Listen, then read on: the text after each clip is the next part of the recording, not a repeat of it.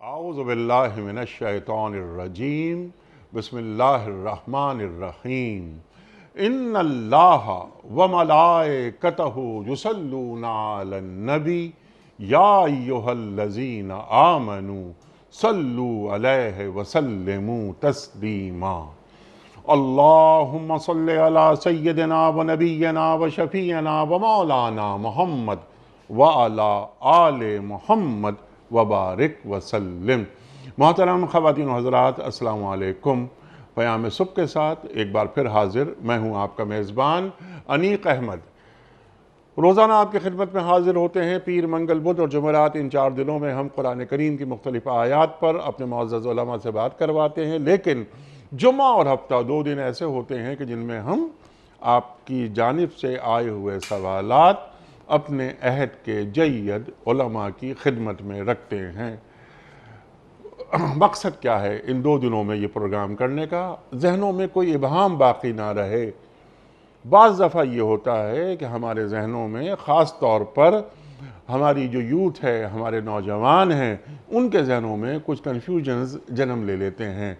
ہمارے جید علماء تشریف لاتے ہیں، عہد کا لمس آپ کی گفتگو میں ہوتا ہے، قرآن و سنت کی روشنی میں ہمارے اور آپ کے مسائل کا حل عطا فرما دیتے ہیں۔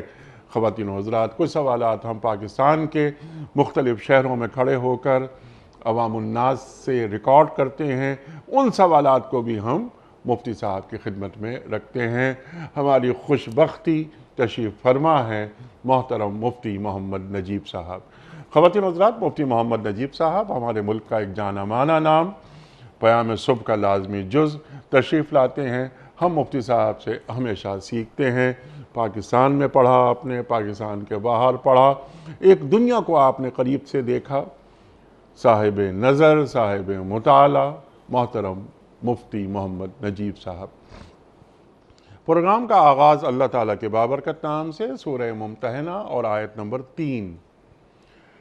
اعوذ باللہ من الشیطان الرجیم بسم اللہ الرحمن الرحیم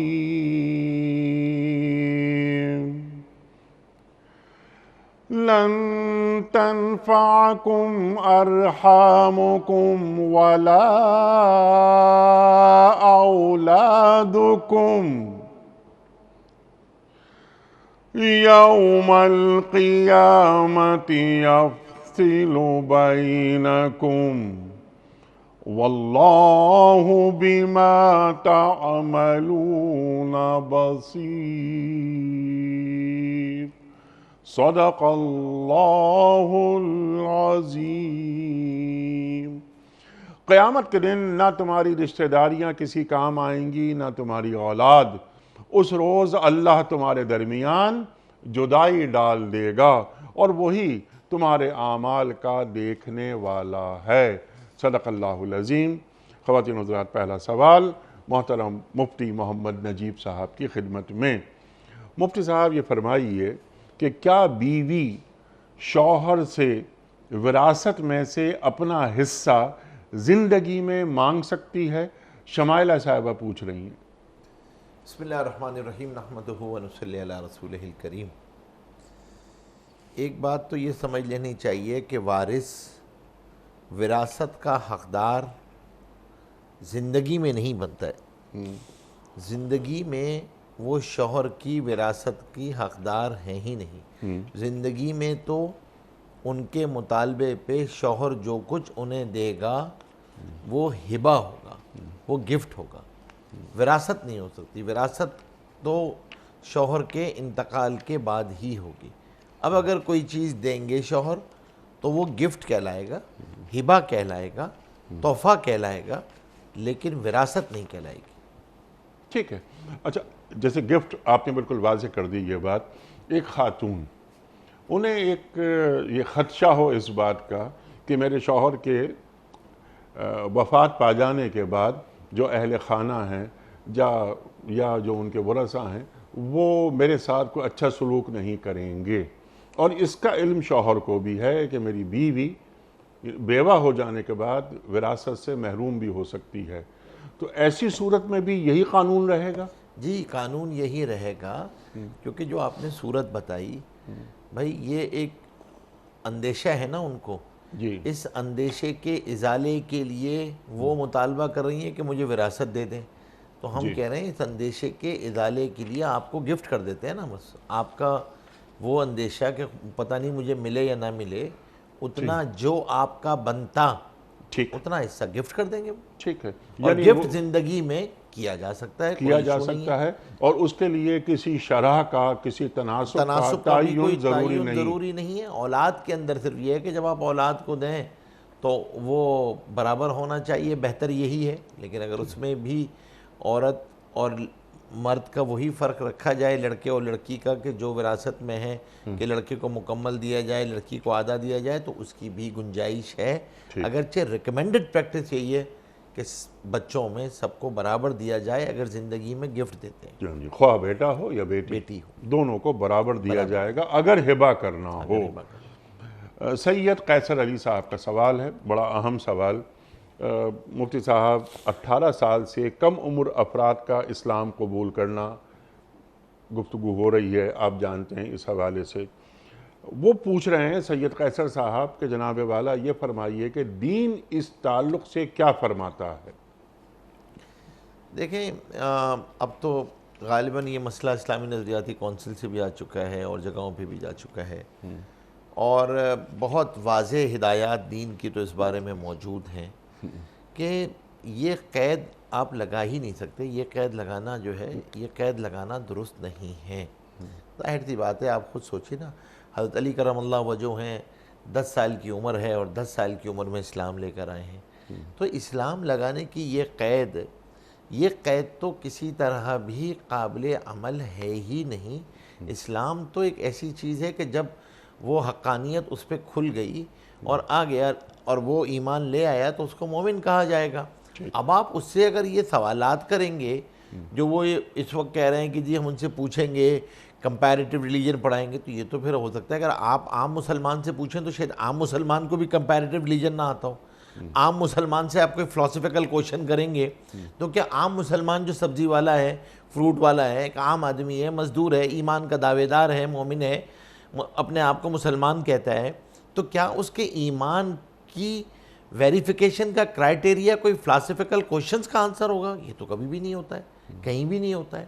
ایمان تو دل کا فعل ہے، اور ایمان تو نام ہی اس کا ہے کہ اس نے تسلیم کر لیا کہ اس کائنات کو ایک بنانے والا ہے، وہی کائنات کو چلانے والا ہے، میں اس پر ایمان لے کر آتا ہوں، اور اس نے حضور پاک صلی اللہ علیہ وسلم کی کو نبی مانتا ہوں، خاتم النبیین مانتا ہوں، ختم نبوت پہ یقین لے کر آتا ہوں، مومن ہے، ایمان والا ہے۔ اب اس کے لیے یہ ساری شرائط لگانا تو یہ تو غیر شرعی مسئلہ ہے، یعنی اس میں تمام مفتیان کرام، تمام علماء کرام اور حضرت شیخ الاسلام مفتی تقی عثمانی صاحب دامت برکاتہم، ان کا بھی باقاعدہ اس پہ فتویٰ آ چکا ہے، سب حضرات کا فتویٰ آ چکے ہیں، تو اس کے بارے میں تو بہت واضح ہدایات شریعت کی موجود ہیں۔ بالکل ٹھیک۔ ہاں، اگر کوئی کسی جگہ، کسی علاقے میں، کسی خطے میں کوئی جبراً مذہب کی تبدیلی ہو رہی ہو، اس کو بھی روک دینا چاہیے۔ دیکھیں وہ ہے نان کمپلائنس جبر کی، وہ ایک الگ فعل ہے، جی ہاں، لیکن فعل کی وجہ سے پورے سسٹم کو نہیں ختم کر دیں گے آپ اس جبر کو ضرور روکیں گے۔ وہ تو نان کمپلائنس ہے، کوئی بھی نہیں مانتا کہ اس کو، کوئی بھی نہیں کہتا لا اکراہ فی الدین کا مطلب ہی یہ ہے کہ آپ زبردستی کسی کو اسلام میں داخل نہیں کر سکتے۔ ٹھیک۔ تو اب یہاں پر اگر کوئی ایسی نان کمپلائنس ہو رہی ہے تو اس کو ضرور روکیں آپ، لیکن اس کی وجہ سے یہ قدغن لگا دینا یہ تو درست نہیں ہے، یہ درست یہ نہیں ہے، درست نہیں، بالکل یہ خلاف شریعت ہے۔ خلاف شریعت ہے، بالکل بالکل خلاف شریعت ٹھیک ہے۔ اگلا سوال ہے اعجاز حسین حیدری صاحب کا بھکر سے۔ یہ ہمارے بڑے پرانے ناظر ہیں اور اکثر و بیشتر سوالات بھجواتے رہتے ہیں، ان کی آرا بھی آتی رہتی ہے۔ ان کے 2 سوال ہیں۔ پہلا سوال ان کا یہ ہے کہ عدل و انصاف اور معاف کرنا تقوی سے قریب تر ہے، اس کے کیا معنی ہے؟ دیکھیں، عدل و انصاف اور معاف کرنا، عدل بنیادی طور پہ انصاف اور عدل تو مترادفات ہی ہیں، جب آپ انصاف کریں گے تو عدل کریں گے، لیکن معاف کرنا جو ہے وہ احسان ہے، وہ ایکسلنس ہے، وہ اس سے آگے کی چیز ہے، احسان کا معاملہ۔ اور اللہ تبارک و تعالی نے اجر اور فضائل معافی کے رکھے ہوئے، احسان کے اوپر بہت فضائل ہیں احسان کے معاملے کے اندر، کہ جب، اور خاص طور پہ ان جگہوں پہ جہاں انسان کے معاشرتی تعلقات ہوتے ہیں، وہاں پہ حکم یہی ہے کہ بھئی آدمی معاف کرے، سبحان اللہ۔ اور آدمی، اور یہ معاف کرنا، معافی مانگنا، تو دونوں کی دونوں پر فضائل ہیں۔ تقوی سے اس لیے قریب ہے کہ آدمی کو اللہ کا خوف دامنگیر ہوتا ہے، اسی وجہ سے وہ اپنا حق چھوڑ کے اس کو معاف کر دیتا ہے۔ شریعت نے اس کو بدلہ لینے کا حق دیا ہوتا ہے، لیکن وہ اس کو چھوڑ کر اپنا حق معاف کرتا ہے، اور اس کو معاف کر دیتا ہے کہ اب میں تم سے اس کا مطالبہ نہیں کروں گا۔ حق تو اگر وہ حق ہے، حق پہ ہوتے ہوئے حق چھوڑ دیا، جھگڑا نہ کیا، معاف کر دیا، حضور پاک صلی اللہ علیہ وسلم فرما رہے ہیں میں ضامن ہوں تمہیں جنت کے درمیان گھر دلا کے دوں گا۔ حدیث میں آتا ہے کہ معافی مانگنے سے، معاف کر دینے سے عزت کم نہیں ہوتی، بلکہ یہاں تک ہے کہ اگر معاف کرنے پہ قادر تھا، اس کو قدرت تھی، اگلے نے معافی مانگی اور اس نے معاف نہیں کیا، اللہ جل شانہ فرماتے ہیں کہ معاشر کے میدان میں پھر میں بھی اس سے اپنا چہرہ اسی طرح پھیروں گا جب وہ میرے سے معافی کا سب سے زیادہ محتاج ہو۔ تو اللہ کی مخلوق کو معاف کرنا، اللہ کی مخلوق کو درگزر کرنا، اللہ کی مخلوق کو ان کی چھوٹی چھوٹی چیزوں پہ درگزر کر دینا، اپنے حق کو معاف کر دینا، یہ معافی تقوی سے قریب تر ہے۔ یہ اللہ، کیونکہ اللہ کا خوف دامنگیر ہوگا تبھی آدمی یہ کرے گا، اللہ کی محبت میں ہی یہ کرے گا۔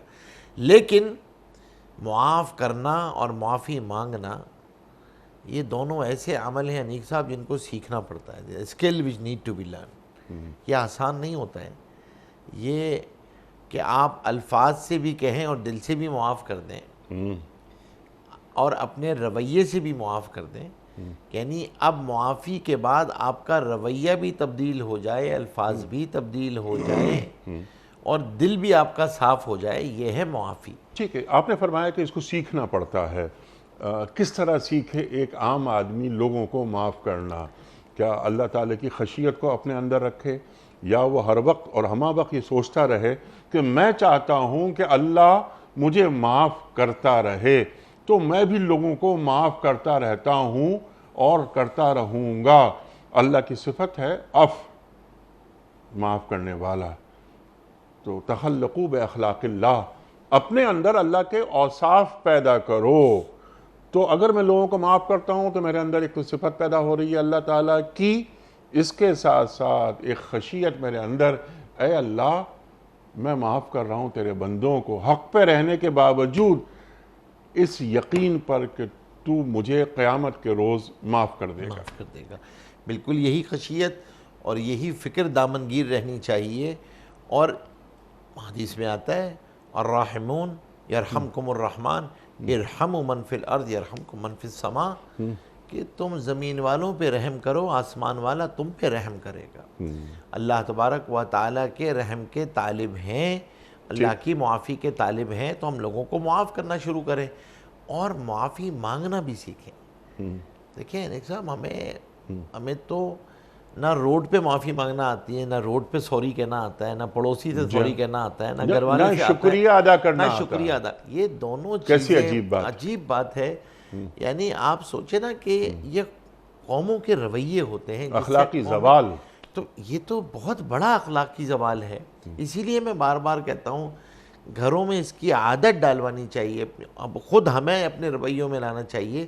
غلطی ہو گئی ہے تو معافی مانگ لیں، اور اس بجائے اس کے کہ اس سے اسٹیٹس کو کم ہوگا، بھائی اگر میں نے غلطی سے کسی کو، مثال کے طور پہ آپ کو معلوم چلا، کسی اپنی پرسیپشن کی بنیاد پہ آپ نے جھڑک دیا کسی کو، ملازم کو، ڈرائیور کو، کسی کو، بعد میں پتہ چلا کہ نہیں میں غلطی پر تھا، غلط جھڑکا میں نے، معاملہ کچھ اور تھا، واقعہ کچھ اور تھا، تو بھائی معافی مانگ لو نا۔ اور اس کو شروع کریں۔ معافی مانگنے سے فائدہ یہ ہوتا ہے اللہ کی نگاہ میں اس کا رتبہ بلند ہوتا رہتا ہے۔ اور وہ اس کے اندر تواضع پیدا ہوتی ہے اور انکسار پیدا ہوتا انکساری ہے. تواضع پیدا ہوتی ہے. اللہ سے وہ قریب من تواضع للہ رفع اللہ، جو اللہ کے لیے تواضع اختیار کرتا ہے اللہ اسے ضرور بالضرور بلندی عطا فرماتے ہیں. تو اپنی اولادوں کو یہ سکھانا کہ معافی مانگے اور شکریہ ادا کریں. لا جزاء الاحسان الا الاحسان، من لم یشکر الناس لم یشکر اللہ. جو لوگوں کا شکر ادا نہیں کرتا وہ اللہ کا شکر بھی ادا نہیں کرتا. احسان کا بدلہ احسان ہوتا ہے. کسی نے آپ کو جگہ دے دی، کسی نے آپ کی گاڑی آگے کھڑی کرنے کی جگہ دے دی، خود پیچھے ہٹ گیا آپ کو بڑھا دیا، تو شکریہ، جزاک اللہ. کہ بھائی اس وقت اس کا شکر ادا کریں، اس کا شکریہ ادا کریں. تو دونوں چیزوں میں ہمیں اپنے رویوں میں تبدیلی لانے کی ضرورت ہے. سبحان اللہ. کہ خود معافی مانگنا بھی سیکھیں، معاف کرنا بھی سیکھیں، اور شکریہ کہنا بھی سیکھیں کہ بھائی جب کوئی احسان کرے تو اس کو جزاک اللہ، تھینک یو، شکریہ، جو الفاظ ہیں شکریہ کے وہ الفاظ کی ادائیگی رویے کے ساتھ بھی، الفاظ کے ساتھ بھی. یہ زندہ قوموں کے زندہ رویے ہوتے ہیں. سبحان اللہ. اور یہ خوشگوار رویے ہیں جن سے محبتیں پیدا ہوتی ہیں معاشروں کے اندر، تعلقات کے اندر.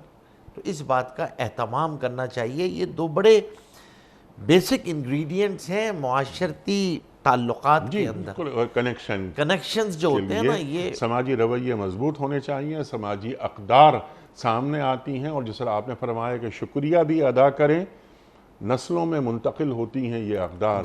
رویے بھی اگر ڈرائیور سے کسی غلط، جس طرح آپ نے فرمایا غلط پرسپشن کی وجہ سے ہم نے اسے ڈانٹ دیا وغیرہ وغیرہ، اور جب یہ والد ڈرائیور سے معافی مانگ رہے ہیں تو اولاد کیا سیکھ رہی ہے کہ دیکھیں جب غلطی کی جاتی ہے تو معافی مانگی بھی جاتی ہے اور لوگوں کو معاف بھی کر دیا جاتا ہے.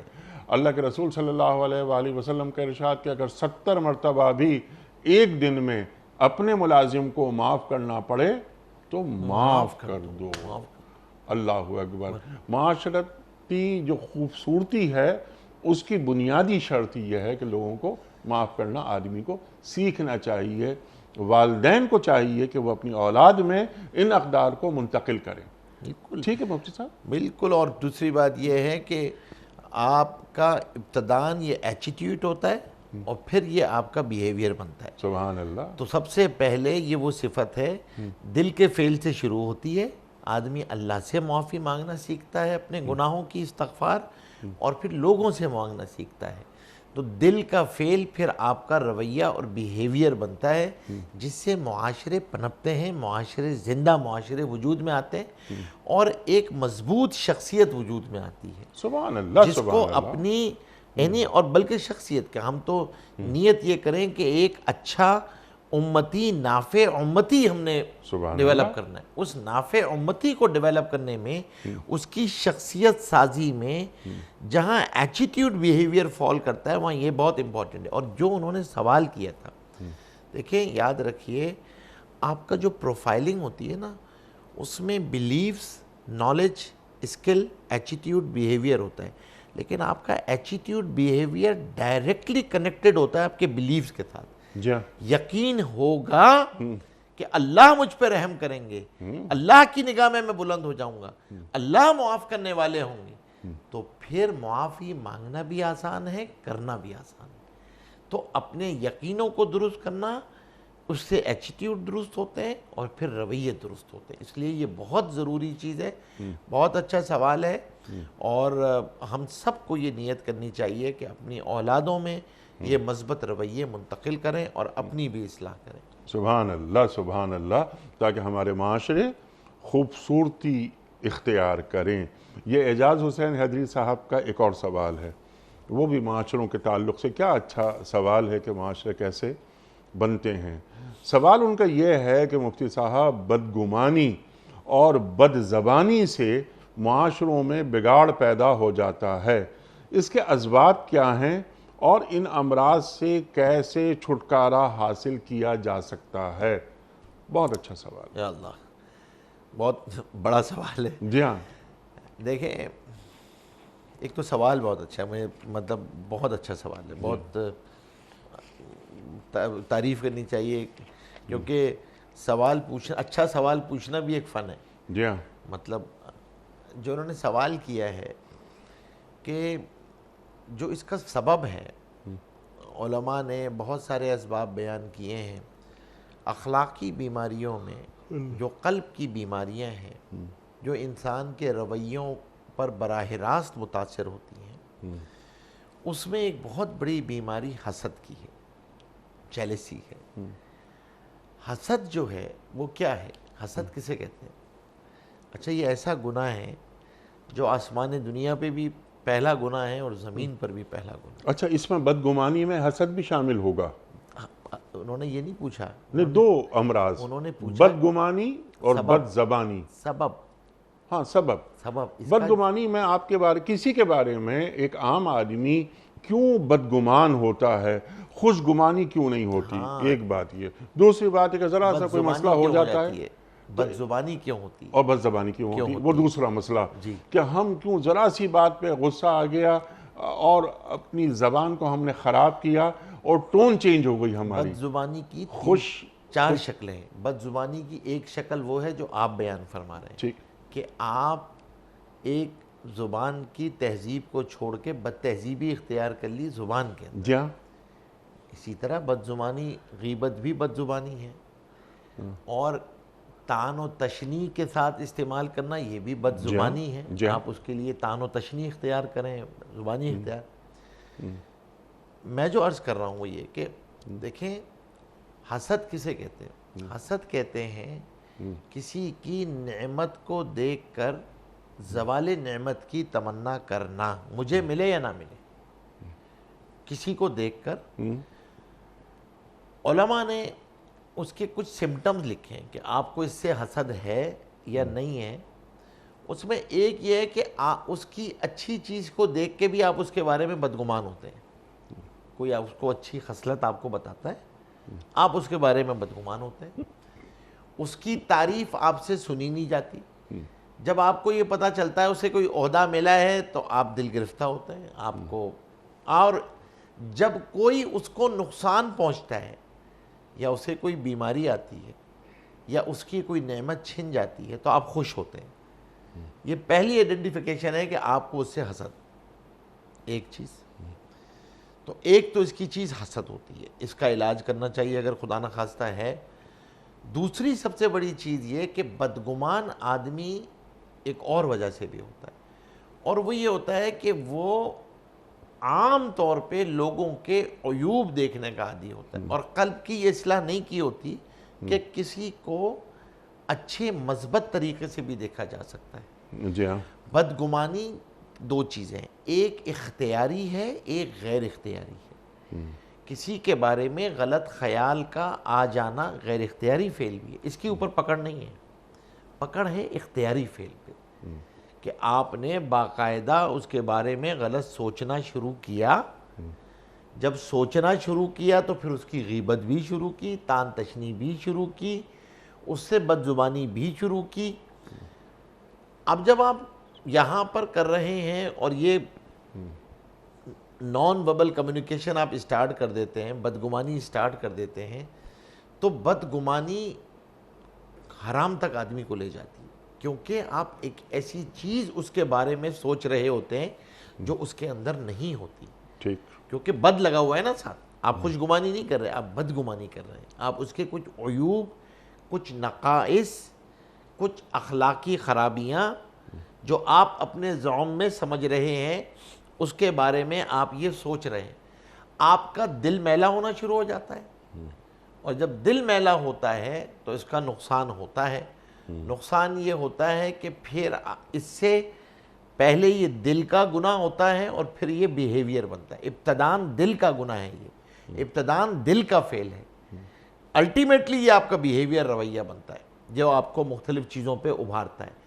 اب یہاں پر آپ نے نا وہ جو ہم مشہور حدیث سنتے ہیں کہ حضور پاک صلی اللہ علیہ وسلم تشریف لے جا رہے ہیں اور اماں جان ساتھ ہیں، اور سامنے سے ایک صحابی تشریف لاتے ہیں اور حضور پاک صلی اللہ علیہ وسلم دور سے فرماتے ہیں تمہاری ماں میرے ساتھ ہے، اور فرماتے ہیں یا رسول اللہ ہم اب تو آپ کے بارے میں غلط سوچ بھی نہیں سکتے۔ فرمایا نہیں، شیطان انسان کے جسم میں ایسے گردش کرتا ہے جیسے خون گردش کرتا ہے، اگر نبی کے بارے میں کوئی خیال آ جاتا تمہارا تو ایمان ضائع ہو جاتا۔ ٹھیک، حضرت عمر رضی اللہ عنہ تشریف لے جا رہے، سلام کیا، اس نے جواب نہیں دیا، پلٹ کے آئے، تم نے میری آواز سنی؟ نہیں۔ میں الحمدللہ شیطان نے میرے دل میں ڈالا، آپ امیر المومنین نے آپ کے سلام کا جواب بھی نہیں دیا۔ اب اور وہ مشہور واقعہ جو ہم سنتے ہیں اس بدگمانی اور خوشگمانی کے اوپر، کہ حضور پاک صلی اللہ علیہ وسلم کی مجلس میں ایک صحابی تشریف لائے اور حضور پاک صلی اللہ علیہ وسلم نے آنے سے پہلے فرمایا جس کو جنتی دیکھنا ہو آنے والے شخص کو دیکھے، اور وہ تشریف لا کے بیٹھ گئے سادے سے آدمی۔ دوسرے دن پھر فرمایا جس کو جنتی دیکھنا ہو آنے والے شخص کو دیکھے، وہی صحابی تشریف لائے۔ تیسرے دن پھر مجلس میں فرمایا جس کو جنتی دیکھنا ہو آنے والے شخص کو دیکھ لے، تو وہی صحابی تشریف لائے۔ تو جب یہ صحابی اٹھ کے تیسرے دن جانے لگے تو حضرت عبداللہ رضی اللہ تعالیٰ عنہ فرماتے ہیں کہ میں ان کے ساتھ ہو لیا کہ ان سے پوچھوں، تو گھر پہنچے تو انہوں نے اندر بلا لیا، کھانا کھایا، کھانے کے بعد فارغ ہوئے، بھائی کیسے آنا ہوا؟ تو انہوں نے کہا کہ میرا تو کوئی کام نہیں تھا، مسافر نہیں ہوں، مدینہ کا رہنے والا ہوں، البتہ 3 دن سے حضور پاک صلی اللہ علیہ وسلم آپ کو جنت کی ضمانت دے رہے ہیں، وہ کون سا عمل ہے وہ عمل بتا دیں۔ تو میرا تو کوئی ایسا عمل نہیں ہے۔ درمیان میں تھوڑی سی تکرار ہوئی تو وہ اٹھ کے جانے لگے، تو کہنے لگے ہاں ادھر ادھر ایک عمل ہے۔ فرمایا وہ کیا عمل ہے؟ فرمایا جب میں رات کو سوتا ہوں تو سب کو معاف کر کے سوتا ہوں، اپنا دل صاف کر کے سبحان اللہ، سبحان اللہ، دل سے سب کو معاف کر کے سونا، دل سے معاف۔ دیکھیں دل میں کسی کے بارے میں بدگمانی آئے گی تو وہ یا تو حسد پیدا کرے گی یا آپ کو اس کی تحقیر پہ آمادہ کرے گی، جو آپ نے بدزبانی کہی ہے، حقارت پہ آمادہ کرے گی۔ حقارت غصے کی وجہ سے بھی آتی ہے اور بدگمانی اور حسد کی وجہ سے بھی آتی ہے۔ تو اپنے دل کو صاف کرنا، اور اگر خدا نخواستہ نہیں ہو رہا اور یہ آئیڈینٹیفائی ہو گیا کہ اللہ نہ کرے اس بندے کے بارے میں حسد میرے دل میں آ چکا ہے، تو علماء نے اس کا علاج رکھا ہے۔ اس کا علاج شروع کرو کہ بھائی اس کی پیٹھ پیچھے تعریف کرو، اسے سلام کرو، اسے ہدیہ دو، اس کے لیے دعا کرو، دعا کرنا شروع کرو۔ لوگوں سے اپنے قلوب، اپنے دلوں کو لوگوں کے بارے میں صاف رکھیں۔ اور یاد رکھیے یہ اتنی خطرناک چیز ہے کیونکہ یہ بدگمانی آپ کے الفاظ میں ڈھلتی ہے، آپ کی نیتوں کو خراب کرتی ہے، فکروں کو خراب کرتی ہے۔ ٹھیک ہے، اب یہاں سوال آپ کی خدمت میں یہ ہے کہ ایک شخص جس کے اندر اچھے اوصاف نہیں ہیں، وہ خوبیوں کا مالک نہیں ہے، کیا ایک عام آدمی اس کے بارے میں بھی ایک مثبت رویہ رکھے، اس کے تعلق سے بھی خوشگمان رہے؟ 2 چیزیں، کیا اس آدمی سے معاملہ پڑ رہا ہے یا معاملہ نہیں پڑ رہا۔ مثال کے طور پہ ریاست کا کوئی آدمی ہے جس کا آپ سے کوئی لینا دینا نہیں ہے، آپ کا براہ راست اس سے کوئی معاملہ نہیں ہے، تو ظاہر سی بات ہے آپ کے بارے میں آپ کو تو یہ ہے کہ بھائی اگر آپ کو یہ پتہ ہے کہ اس کے اندر عیوب ہیں، کسی بہت ہی باوثوق ذرائع سے آپ کو پتہ ہے کہ ہاں یہ عیب اس کے اندر ہیں، تو آپ کا بحیثیت امتی پہلا کام کیا ہے؟ بدگمانی تو پھر بھی نہیں ہوگی، کیونکہ بدگمانی کی ضرورت کیا ہے آپ کو؟ آپ کا معاملہ تو پڑ نہیں رہا، بھائی آپ اس کے لیے دعا کریں، اس کی اچھی اوصاف کو تلاش کریں، اپنے آپ کو اس کی غیبت سے بچائیں، کیونکہ اگر اس کے اندر وہ سارے چیزیں عیوب باوثوق ذرائع سے آپ کو بتائیں وہ موجود بھی ہیں اس کے اندر، ٹھیک، جب آپ غیبت کریں گے تو پھر بھی غیبت ہوگی نا، کیونکہ آپ کا تو وہ براہ راست کوئی متعلق اس سے ہے ہی نہیں، آپ کا تعلق ہی نہیں ہے اس سے۔ ٹھیک، اب اگر ہاں دوسرا پہلو یہ کہ آپ کا اس سے معاملہ پڑ گیا، یا آپ کو پتہ ہے کسی آدمی کا اس سے معاملہ پڑ رہا ہے، وہ آپ کا دوست ہے، ٹھیک، اور آپ کو یہ پتہ ہے باوثوق ذرائع سے کہ وہ معاملے میں کمزور ہے، لین دین کے معاملے میں کمزور ہے، کمٹمنٹس میں کمزور ہے، چیزوں میں نیچ ہوتی ہیں، اب اس کے بارے میں اس کو بتانا اور بدگمان ہونا یہ بدگمانی نہیں ہے، یہ بدگمانی نہیں ہے، ٹھیک، کیونکہ آپ دوسرے مسلمان کو اس کے شر اور نقصان سے بچا رہے ہیں ٹھیک، کہ اس کا شر اور نقصان اس کو نہ پہنچے، یہ بدگمانی نہیں ہے۔ لیکن دیکھیں امام غزالی رحمۃ اللہ علیہ کا ایک ملفوظ ہے، فرمایا چور کو چور کہنا کیا کمال ہے، یہ تو ساری دنیا جانتی ہے، کمال انسانیت یہ ہے کہ اس میں سے وہ خوبی تلاش کر لو جو تم میں نہیں ہے، لوگوں کی خوبیاں تلاش کرنا سیکھو، بہت اچھی بات، لوگوں کے یہ تو سب کو پتہ ہے نا، عیب تلاش کر لیں، یہ کیا مسئلہ ہے، یہ کیا کام ہے، پتہ ہے آپ کو، عیبوں کو اچھالنا۔ دیکھیں دو چیزیں ہیں، ایک طرف ہے کہ میں عیبوں کو اچھالوں یا خوبیوں کو اچھالوں، تو معاشرے میں جو خوشبو پھیلتی ہے وہ آپ جب دوسرے کی خوبیاں اچھالتے ہیں اس سے ہوتی ہے۔ برائی کو ختم کرنے کا ایک طریقہ یہ ہے کہ برائی کا تذکرہ بھی ختم کر دو۔ ہم یہ جو ہمارا مزاج ہے نا اجتماعی آڈٹ کا، کہ ہم سمجھتے ہیں ہم بائی ڈیفالٹ آڈیٹر پیدا ہوئے ہیں، اس لیے ہر ایک کا آڈٹ کرنا ہماری ذمہ داری ہے، اور اس کے کوئی نہ کوئی مائنر میجر فیکٹرز جو ہیں اس کی نجی زندگی کے، پرائیویٹ زندگی کے، بیڈ روم کے، گھر کے، معاشرے کے، سب کا آڈٹ کر کے اس کی خصلتیں تلاش کر کے اس سے بدگمان ہونا، پھر غیبت کرنا، پھر اس کے بارے میں بدزبان ہونا، پھر فیس بک اور میڈیا پہ تان تشنیع کرنا، یہ مسلمانوں کے رویے نہیں ہیں۔ اللہ یہ بد اخلاقی، بد تہذیبی، اور کل محشر کے میدان میں وہ آپ کا دامن پکڑے گا۔ یعنی آپ سوچیں، علماء نے کہا ہے کہ حجاج بن یوسف کی غیبت کرنے والے کو، کہ جہاں اس سے سوال ہوگا کہ تمہارے دامن پہ صحابہ کا قتل ہے، اسی طرح ان سے بھی سوال ہوگا جو حجاج کے بارے میں تان تشنیع غیبت کرے گا۔ غیبت تو غیبت ہے نا، آپ کا کوئی لینا دینا نہیں ہے اس سے۔ بھائی اللہ اکبر، کیا یعنی عمر بن عبدالعزیز سے جب کسی نے مشاجرات صحابہ کے بارے میں سوال کیا تو کیا جواب دیا؟ اللہ اکبر، فرمایا جب اللہ جل شانہ نے ہمارے دامن کو ان پاک خونوں سے محفوظ رکھا ہے تو ہم اپنی زبانوں کو اس سے کیوں آلودہ کریں؟ آپ کا کوئی لینا دینا نہیں ہے اس سے۔ اب وہ ایک شخصیت ہے، اس کا آپ سے کوئی لینا دینا نہیں ہے۔ آپ کو چاہے پتا ہے بھائی، تو آپ کو کیا ضرورت ہے اس کی غیبت کرنے کی؟ کیا ضرورت ہے اس کا اچھالنے کی، یا اس سے بدگمان یا اس ہونے سے کی؟ بدگمان ہونے اچھا، کی؟ دوسرا حصہ ایک یہ آپ نے بالکل واضح طور پر بیان کر دیا، اور کہ کس طرح خوشگمانی رکھی جاتی ہے۔ اب یہ جو اگلا سوال ہے ان کا، یعنی اس کا دوسرا حصہ کہ بد زبانی، اب یہ ہمارے معاشروں میں بہت اچھی زبان بولی جاتی تھی، ایک شائستگی ہوتی تھی، ایک نفاست ہوتی تھی۔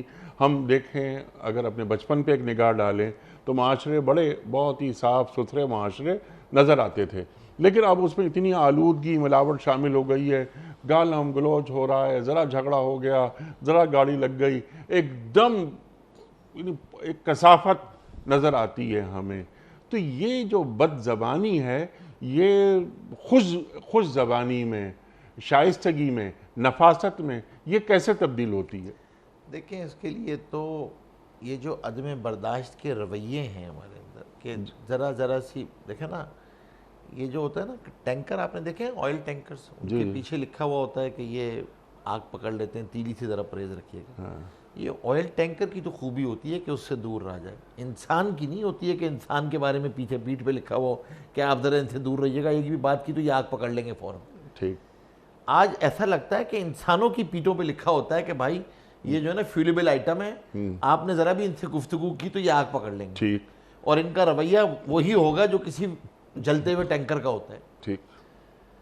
اصل بات یہ ہے کہ ہمیں اپنے اندر، جو ہم نے ابھی شروع میں بات کر رہے تھے، معافی کے رویوں کو پیدا کرنا ہوگا، اور اس سے اجتناب کرنا ہوگا کہ جب میں غصے کی حالت میں ہوتا ہوں اللہ کی نگاہ سے گرا ہوا ہوتا ہوں۔ ٹھیک۔ اپنا استحضار خود کرنا ہوگا، اور کوشش کرنی ہوگی کہ تھوڑی دیر کے لیے جب کوئی حالت پیش آئی، ناگواری کی حالت پیش آئی ہے، آپ کے مزاج مذاق کے خلاف پیش آئی ہے، آپ کو ہو سکتا ہے وقتی طور پہ اس سے نقصان بھی پہنچا ہو، تو تھوڑی دیر کے لیے برداشت کریں، ایک منٹ کے لیے رک جائیں، ٹھیک۔ درود شریف پڑھیں، 1 منٹ کے لیے رک جائیں، جو رسپانس دینا ہے اس کے بعد دیں۔ اور کسی کی، دیکھیں انیق بھائی، کسی کی بد اخلاقی آپ کے اخلاق کے زوال کا ذریعہ نہ بنے۔ فرق ہی کیا رہ جائے گا؟ مطلب کوئی فرق نہیں رہے گا نا۔ پھر آپ یہ مت کہیے کہ اس نے بد اخلاقی کی۔ ٹھیک۔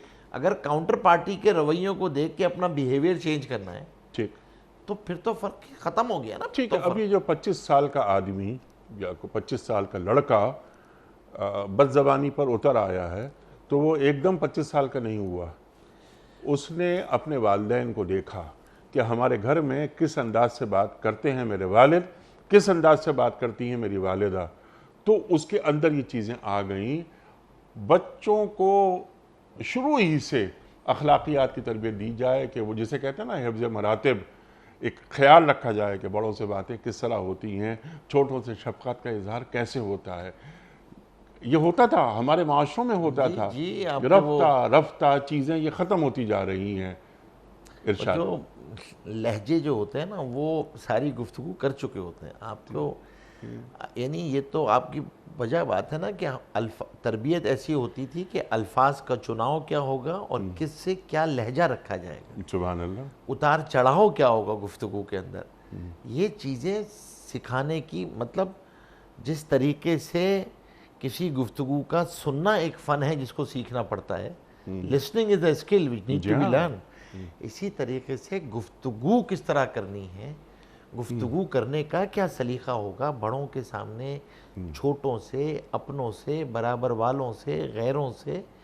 یہ مستقل ماں کی گود سے لے کے بڑوں کی ساتھ اٹھنا بیٹھنا یہ سکھایا جاتا جی، تھا. اور یہ ذمہ داری ہے والدین کی، بڑوں کی، دادا دادی، والد، والدہ، چچا، تایا، خالہ، وہ سکھائیں بچوں آپ کو. کو تو یہ اندازہ، یعنی یہ وقت تو کوئی دور نہیں گیا کہ ہمیں یہ صرف اور صرف جو ہے وہ اس پہ سرزنش ہوتی تھی کہ تو کیسے بول دیا، تم کیسے بول دیا. یہ بازاری زبان تو بولنے کی اجازت نہیں ہوتی تھی. جی ہاں. زبانوں کے اندر سے ان قدروں کا چلے جانا یہ بہت نقصان کی اس بات کی ہوتی وجہ، ہے. بنیادی وجہ یہ کہ بچوں کی تربیت پہ توجہ ذرا کم ہو گئی اور ہے. پھر یہ کہ یہ چیزیں ترجیحات میں نہیں ہیں.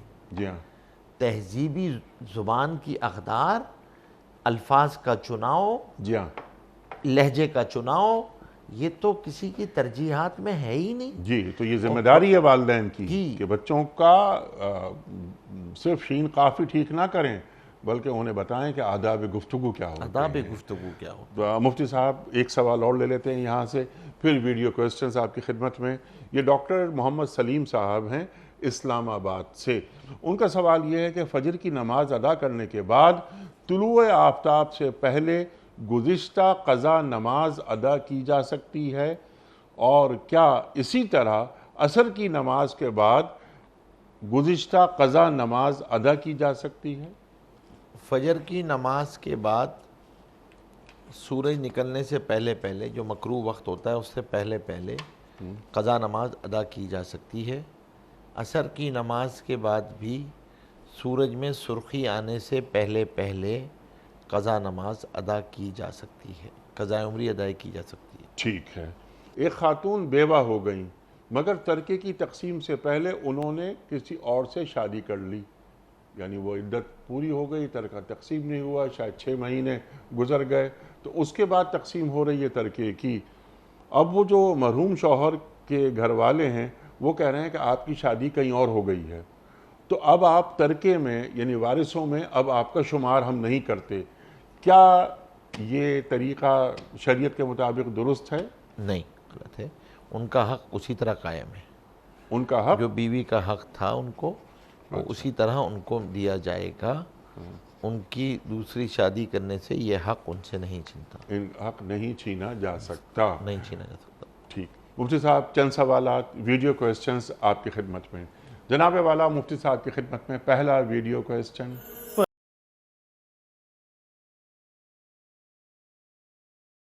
السلام علیکم مفتی صاحب، میرا سوال یہ ہے کہ میرے کزن کی بیوی کو بھولنے کی بیماری ہے جبکہ ان کی شادی کو 20 سال ہو گئے ہیں، اور میرا کزن حق مہر ادا کر چکا ہے لیکن اب ان کی وائف کہہ رہی ہیں کہ حق مہر ادا نہیں کیا، تو اس صورت میں کیا کریں وہ؟ والا بھولنے کی بیماری، مہر ادا ہو چکا ہے، خاتون کہتی ہے نہیں. اگر ان کے پاس کوئی گواہ موجود ہیں اچھا، یا کوئی ایسی شواہد موجود ہیں ادائیگی کے، تو اب عورت کو مطالبے کا حق نہیں ہے، مہر ادا ہو چکا ہے. مہر ادا ہو چکا ہے. تو اگر وہ نہ مانے اور کوئی گواہ نہ ہو تو کیا دوبارہ دیا جائے گا؟ اگر ان کے پاس گواہ بھی نہیں ہے، شواہد بھی نہیں ہے، کوئی چیز پروف بھی نہیں کر سکتے کہ میں نے دیا تھا، ٹھیک، تو اب اس صورت میں تو وہ منکر ہے. تو اس کی بیماری کا لحاظ رکھا بھی جا سکتا ہے. اگر ڈاکٹر یہ کہے کہ واقعتاً یہ ہر چیز بھول جاتی ہیں بالکل، اور کبھی بھولتی ہیں کبھی نہیں بھولتی ہیں، تو پھر تو شاید نہیں ہوگا. تو یہ تو دیکھا جائے گا کہ مرض کس درجے کا ہے. اچھا. ورنہ اصل بات تو یہ ہے کہ وہ مدعی ہے کہ ادا نہیں ہوا، اور وہ کہہ رہے ہیں کہ ادا ہو گیا ہے، ٹھیک، اور نہ ہو تو پھر یہ کہ قسم کھا لیں وہ کہ بھئی میں نے ادا کر دیا، گواہ نہیں ہوں گے تو قسم کھائیں گے، اچھا اچھا، وہ کیونکہ قسم دعویٰ ہے کھا نا، لیں تو بات ختم ہو جائے بات گی. ختم ہو جائے گی، ٹھیک ہے، کیونکہ وہ یہ کہہ رہے ہیں کہ میں نے ادا کر دیا ہے. ٹھیک، کلیئر. اگلا سوال مفتی صاحب کی خدمت میں.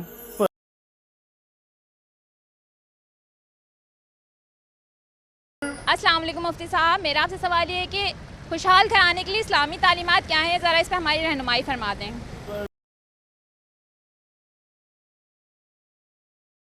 رہنمائی فراہم کرتا ہے. بہت تیزی میں انہوں نے سوال کیا ہے. جی. ارشاد. دیکھیں، خوشحال گھرانے کے لیے دین تو موٹی موٹی چیز یہی بتاتا ہے کہ جب دین زندگیوں میں ترجیح اول ہوتا ہے تو اللہ جل شانہ گھروں میں خوشحالی لے کر آتے ہیں. جب ہر آدمی اللہ کے احکامات کی تعمیل کو، حضور پاک صلی اللہ علیہ وسلم کی اسوہ کو اپنی زندگی میں لانے پہ ترجیح دیتا ہے تو اللہ جل شانہ خوشگوار ماحول، خوشگوار زندگی عطا فرماتے ہیں.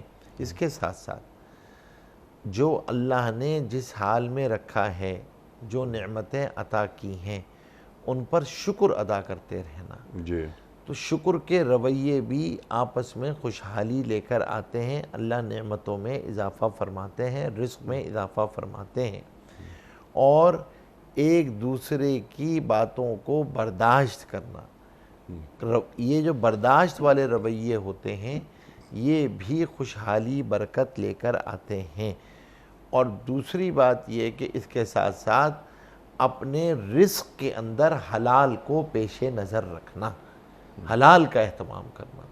حلال آئے گا تو حلال خوشحالی بھی لائے گا، سکون، چین، عفت، عافیت بھی لائے گا. حرام خدا نہ خواستہ آتا ہے تو وہ اپنے ساتھ پریشانیاں، نفرتیں لے کر آتا ہے، اور اپنے ساتھ بیماریاں اور آفتیں بھی لے کر آتا ہے. تو اللہ کی تعمیل، اللہ کے احکامات کی تعمیل، حضور پاک صلی اللہ علیہ وسلم کی سنتوں پر عمل، اور شاکرانہ رویے کہ بھئی ہم جو ہیں وہ ہمارے رویوں میں شکر ہو، شکر کی کیفیت ہو، برداشت کرنے والے ہوں، معاف کرنے والے ہوں، ایک دوسرے کے لیے دعا کرنے والے ہوں، اور اسی طریقے سے حلال کا اہتمام کرنے والے ہوں. پھر اس کے ساتھ ساتھ ایک اور چیز یہ ہوتی ہے کہ گھروں میں آپس میں محبتیں ایثار اور تواضع پہ قائم ہوتی ہیں. اپنا حق چھوڑ کر اپنی ذمہ داری کو پیش نظر رکھیں، اپنی ذمہ داریوں کو ادا کرتے چلے جائیں، اور اپنا حق چھوڑ کے دوسرے کے حق پورا کرنے کی فکر ہو، اور چھوٹا بن کر، خادم بن کر زندگی گزاریں. اور اپنے مزاج کو قربان کرنا پڑے تو مزاج کو قربان کریں، خواہش کو قربان کرنا پڑے تو خواہش کو قربان کریں. اپنے مزاج اور خواہش کو قربان کیے بغیر آپ اپنے گھر والوں کے لیے راحت کا سامان نہیں بنتے. اگر آپ کو گھر والوں کے لیے راحت کا سامان بننا ہے تو کچھ اپنا مزاج، خواہش چھوڑنی پڑتی ہے، کچھ کمپرومائز کرنی پڑتی ہے. تو خوشحال گھرانے وہ ہوتے ہیں جہاں سب ایک دوسرے کی قدر کرتے ہیں، ایک دوسرے کو اپریشیٹ کرتے ہیں، دل سے قبول کرتے ہیں، اور اگر کوئی چیز کمپرومائز کرنی پڑتی ہے مزاجوں میں، طبیعتوں میں، خواہشات میں، تو وہ اڈیپٹیبلٹی بھی ایک ہوتی ہے ان کے اندر، وہ کمپرومائز بھی کرتے ہیں.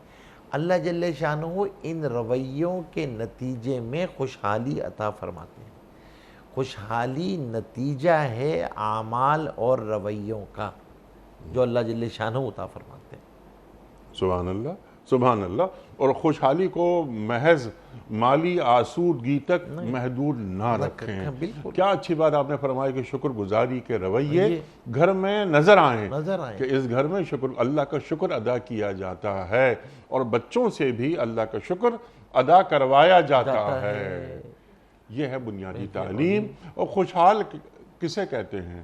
جو اپنے حال سے خوش ہوتا ہے. تو ضرورت اس بات کی نہیں ہے کہ مادی ضروریات ہماری پوری ہو رہی ہیں، مال اور دولت کی ریل پیل ہے، لیکن اگر اولاد سعادت مند نہیں ہے، اگر بیوی سعادت مند نہیں ہے تو کیسی خوشحالی؟ ہاں مال بہت ہے گھر کے اندر، کیا فائدہ؟ رات کو نیند نہ آئے تو کیا فائدہ؟ تو آج عفت، عافیت، سکون، چین، اطمینان، فرما بردار اولاد اور اللہ تبارک و تعالیٰ ایسے گھرانوں میں پھر برکتیں رحمتیں بھی عطا فرماتے ہیں۔ یہ ہے لوگ ایک دوسرے کی قدر کرنے والے ہوں، محبتیں کرنے والے ہوں، اللہ نے نعمتیں دی بھی ہیں ان پہ شکر کرنے والے ہوں، بس یہ ہے، یہ خوشحالی کو لے کر آتی ہے۔ سبحان اللہ سبحان اللہ۔ آج کے پروگرام کا آخری سوال ہم رکھ رہے ہیں آپ کی خدمت میں مفتی صاحب۔ آخری سوال آج کے پروگرام کا، حضرت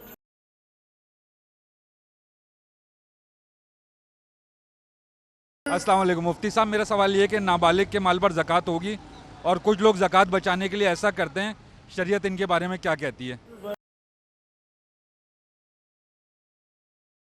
کچھ لوگ ایسا کرتے ہیں کہ مثال کے طور پر نابالغ بچے کے نام پر سونا خرید لیا اور وہ سونا رکھ لیا لاکر میں، نابالغ بچے پر زکوٰۃ نہیں ہے، تو وہ اس سونے کی مالیت پر زکوٰۃ سے یعنی وہ اپنے آپ کو دھوکہ دیتے ہیں اور وہ زکوٰۃ دینے سے بچ جاتے ہیں۔ دیکھیں یاد رکھیں، میرا خیال ہے کہ ان کا اشارہ اس جانب شاید یہ تھا، نابالغ کے مال پہ تو زکوٰۃ نہیں ہوتی، ٹھیک ہے، لیکن ایک بات یاد رکھیے کہ نابالغ آپ کو استعمال کی اجازت بھی نہیں دے سکتا۔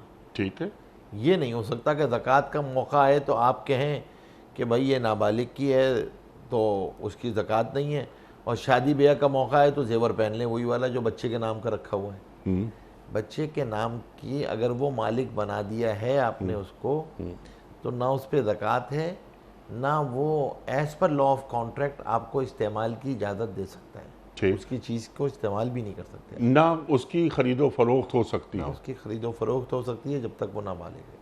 ٹھیک، اگر وہ مالک بن گیا، اب وہ پھر جب تک بلوغت نہیں آئے گی تو وہ irreversible ہے، وہ اس کی ملکیت ہے، ٹھیک، وہ ملکیت منتقل نہیں ہوگی، کیونکہ اس کے اندر اہلیت ہی نہیں ہے ملکیت منتقل کرنے کی as per law of contract. ٹھیک، تو اگر کسی نے، یہ ضروری نہیں ہے کہ کوئی زکوٰۃ بچانے کے لیے کرے گا تو گناہگار ہوگا، لیکن بعض دفعہ لوگ رکھتے ہیں اور اپنی اولاد کے لیے رکھتے ہیں، ان کو مالک بنا دیتے ہیں، ٹھیک، اپنے اوپر سیلف بائنڈنگ کے لیے بھی لوگ رکھتے ہیں تاکہ وہ بس انہی کا رہے اور پھر اس کو استعمال نہ کریں، ٹھیک، لیکن تو اس کی اجازت ہے، اس کی اجازت ہے، بالکل ہے، اجازت ہے، ٹھیک، آپ اس کے لیے رکھ سکتے ہیں۔ لوگ اپنے نواسی نواسیوں کے لیے، پوتے پوتیوں کے لیے، کیونکہ ان کا کوئی شرعی حق نہیں ہوتا ہے میراث میں، جی ہاں، تو ان کے لیے سونا خرید کے ان کو مالک بنا دیتے ہیں، وہ 1 سال کا بچہ ہے اس کو مالک بنا دیا۔ ٹھیک ہے، اب ہاں بس یہ ہم نے شرط بتا دی کہ وہ جب تک بالغ نہیں ہوگا وہ اپنی ملکیت منتقل نہیں کر سکتا، نہیں کر سکتا، نہ اس ہی کے وہ استعمال چیز کی اجازت استعمال ہو سکتی ہے اور نہ ہی اس ملکیت سونے منتقل ہو سکتی چاندی کی خرید و فروخت ہو کی سکتی زندگی ہے، میں ملکیت منتقل نہیں ملکیت منتقل نہیں ہو سکتی۔ بلوغت سے پہلے، بالکل۔ ٹھیک ہے مفتی صاحب، میں آپ کا بڑا شکر گزار، بڑا ممنون مفتی صاحب، آپ تشریف لائے اور ہم نے آپ سے حسب روایت آج بھی بہت سیکھا۔ خواتین حضرات، یہ جمعہ اور ہفتہ 2 دن سوال و جواب کے لیے ہوتے ہیں، آپ اور ہم جانتے ہیں ان 2 دنوں میں ہم کیا کرتے ہیں کہ آپ کی جانب سے آئے ہوئے سوالات کو جمع کرتے ہیں اور ایک مفتی صاحب کی خدمت میں پیش کرتے ہیں، ان سے حاصل کرتے ہیں قرآن و سنت کی روشنی میں اپنے لیے رہنمائی۔ ہمارے مفتی صاحبان کو، ہمارے علماء کو اللہ سلامت رکھے کہ اسی طرح وہ آتے رہیں اور ہماری یہ الجھنیں دور کرتے رہیں۔ خواتین حضرات، وقت مکمل ہوا ہمارے آج کے پروگرام کا۔ آپ اور ہم جانتے ہیں کہ پیام صبح کا اختتام ہوتا ہے روزانہ ایک قول پر، اور وہ قول ہوتا ہے صاحب نہج البلاغہ امیر المومنین حضرت علی مرتضیٰ کرم اللہ وجہہ کا۔ آپ فرماتے ہیں کہ خلوت میں بھی گناہ کرنے سے ڈرو کہ جو گواہ ہے وہی حاکم ہے۔ اللہ اکبر۔ خلوت میں بھی گناہ کرنے سے ڈرو کہ جو گواہ ہے وہی حاکم ہے۔ سبحان اللہ، سبحان اللہ۔ اپنے میزبان انیق احمد کو کل تک کے لیے اجازت دیجیے۔ خدا حافظ۔